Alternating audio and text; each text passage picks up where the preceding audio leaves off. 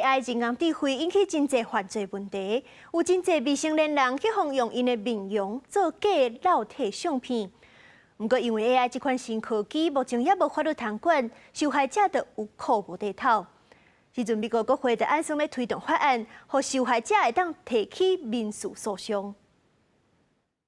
14岁美国查某囡仔马尼进前互查甫同学偷翕面的相片了，用人工智慧 AI 软体夹入去色情图顶面。 I was in shock. I started to feel a little sad, but that's when I went outside in the hallway, and that's when I saw a group of boys kind of mocking a group of girls that were laughing about it. 去年10月，校校通知伊讲，网络有伊的假册形象，才知影家己变做受害者。啊，那犯错的同学，敢若用停课2天。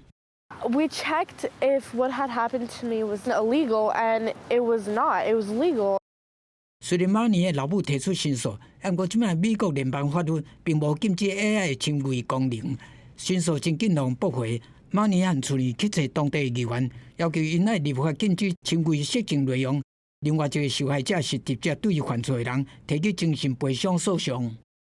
美国的青少女即摆变做侵权色情内容的受害目标，嘛是侵权技术受害者的假信息专家李娜讲。 侵权色情内容已经占所有侵权影片总数的98%，而且拢是针对女性。这款侵权内容哪会愈来愈普遍？原因就是因为加害者所使用的程式毋但真好睇到，而且伊的介绍阁真俗。 This technology has become entirely democratized now, and it's being deployed not only against celebrities like Taylor Swift or public figures like me, it's being deployed against ordinary people, moms, young women in middle and high school whose classmates are making these images of them.